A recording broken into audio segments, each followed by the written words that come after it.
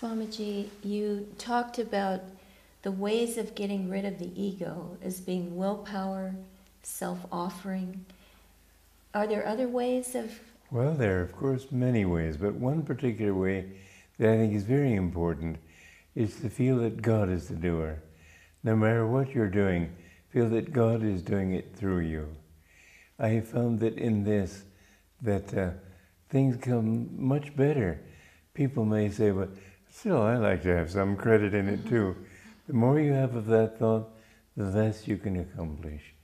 I know one time after a lecture, a sermon that I'd given in the church, somebody complimented me on it, and I said, well, God is the doer. She said, oh, really? as if to say, well, I knew it was good, I didn't know it was that good. That was not what I meant. I meant that He is able to use this form as well as this form will allow Him to, but His is the power with which we breathe, His is the power with which we think. Yogananda said in Autobiography of a Yogi that thoughts are universally rooted, not individually rooted. A man cannot create a thought, he can only reflect it.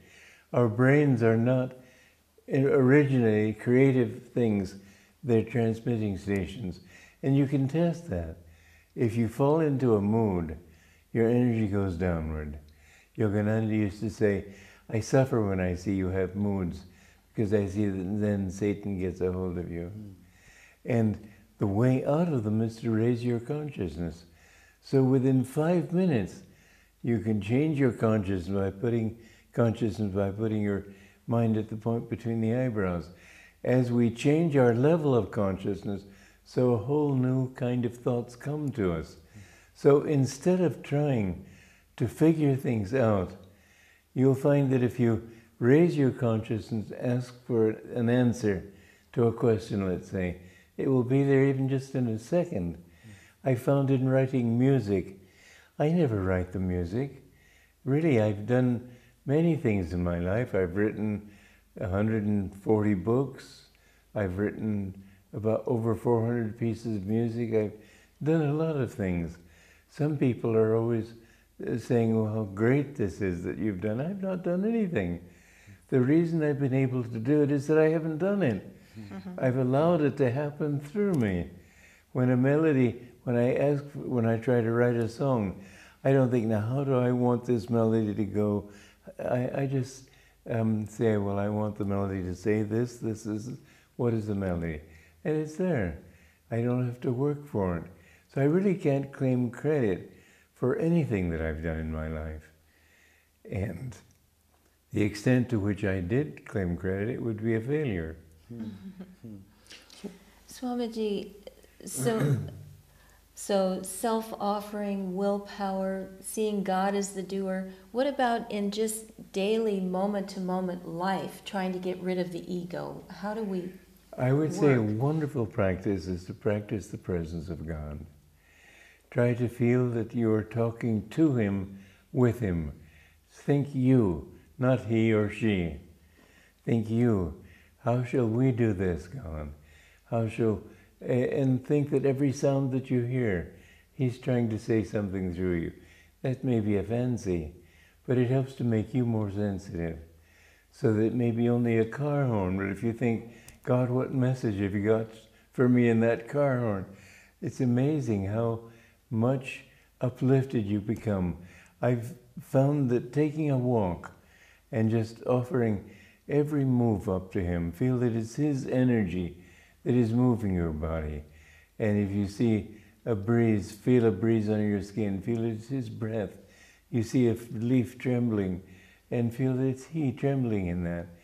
You'll see that gradually you become very uplifted. You feel a great joy in the fact that everything is God. Everything is His dream. And yes, even evil is His dream, but it's harder to see evil as being a part of the dream. Therefore, it's better to concentrate on those things that remind us more of His goodness and His love and His joy. On the spiritual path, people need to take responsibility for what comes to them also. How do you mesh It those doesn't two? hurt to say, God, you did this mistake through me. But you do have to have enough of a sense that it is a mistake. You can't think, well, there's nothing wrong with it, I can do anything I want. No, I don't mean that way. But if you can say, God, it was your power that I used to hate, to speak wrongly to that person, to do what I have done that is wrong. Jesus said, if your hand offends you, cut it off. So a woman was a thief, and she stole with her right hand, so she cut her hand off. She started stealing with her left hand. Oh. That's not enough. You have to realize that it's his energy. Withdraw that energy from that act and give it up to him. So it's not that we ignore evil necessarily, it's more that we don't focus on it. You don't that's right. Because otherwise there is evil and we have to acknowledge it. It can't... Yeah, some people who say everything is God say therefore God, either God does not know evil, that's what what's her name, Mary Baker Eddy said. Master said God must be very stupid if he doesn't know evil. Obviously evil exists, but what is evil?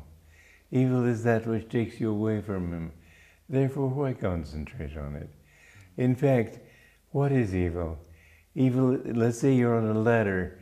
I've talked of the spine, bringing this energy up the spine. Anything that is lower than the energy that you're living on right now is for you evil. Anything that is higher is good. For example, if a Mahatma Gandhi had decided one day, well, I'm sick of serving humanity, I'm going to go out and become a millionaire. Everybody, even worldly people, would say this man has fallen.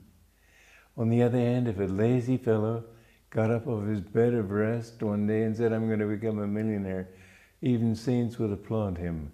He's using energy, he's putting out some willpower. And so it depends on where you are on this ladder of upliftment. That which is below that will be evil for you. So for a spiritual person to think in terms of worldly things is evil. But it's not evil for people who are in that. That's their norm. How would one determine the level one is at? Are there stages? Is there a way to sort of gauge where you are? Well, you can actually feel that level in the spine. You can feel that your energy is not down here. Some worldly people who are materialistic and sensual, you'll see that they're, even when they're sort of like dogs that wag their tails, they sort of, their energy is down there. You can see that people who, I've been interested lying on my back and looking at a spot on the ceiling, and gradually it moves. You might try that. Does it move downward or upward? I see that it always moves downward, which means my eyes are naturally going up here. But if it went sideways, it would mean that I was thinking. If it went downward, I don't know. But I think that it must mean that your energy is going downward. Swamiji, you mentioned keeping your attention at the point between the eyebrows as a way of raising your energy. Yes. Is that a good practice to do all the time? It is, because this is the seat. Okay, it's an interesting story. I'll tell it completely. When Yogananda wanted to start a school for spiritual education, he went to a Maharaja in India, Maharaja Kashim, and the Maharaja wanted to test him to see how much he knew, because he was just a young man. So he asked for a few pundits to come in, and Yogananda said, I could see that these pundits were sort of all ready for a theological bullfight. And so he said, well, there's one, I want to talk only from realization, not from book learning.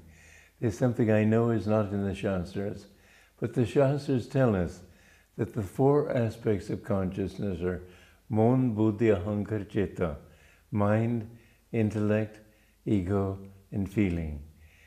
The Shastras say that these are centered in the body. Where are they centered? Well, the scriptures say nothing about where those centers are, and the pundits didn't know. So Yogananda said, well, the mind, mon, is centered here. Buddhi, intellect, is centered here. Ahankar, chitta is, ahankar, ego is here. Chitta is centered in the heart. And these four aspects of mind, this is the intellect. And if you put your mind here, your brain becomes clear. It's an interesting thing. We know that anatomically, we differ from the animals because we have the frontal lobe of the brain. Dogs' brain heads go back. Ours are this way. And this particular point behind, it's not the eyebrows or a point in the forehead. It's that just behind that point in the frontal lobe of the brain is where you have a doll that's made of sticks and strings. You pick it up at the top knot and it all falls into place. So when you can put your mind here, everything falls into place, you might say. Everything becomes focused. And so to focus your mind here is to clarify your intellect, your thoughts become clearer. When you have a question, ask the question here. When I ask for a melody, I ask for it like this, but my mind is going here. So the intellect tells you. Then the ego comes in, and the ego says, it's my thought, and so on. You have to get rid of that ego. Ego is at the base of the brain here, in the medulla oblongata. And that's why people who are egotistical, they sort of always hold we speak of them as looking down their nose at everybody, but that's because there's tension back here. We have to release that energy, and that's why universally, all through the world, the gesture for humility is a bow. Releasing this tension here and offering the energy up here. And then feeling, finally, is that which is, when it's emotional, when it gets excited, when it has likes and dislikes and reaction and positive and negative, then we become in delusion. That's why Patanjali, the great exponent on yoga, says that yoga is citta vritti nirodha. Yoga is neutralizing the vortices of feeling in the heart. When the feeling is calm, then you can know truth as it is. Until then, there's always prejudice, there's always bias. So with that feeling, if you can uplift that feeling toward God, have it completely calm, then you become free.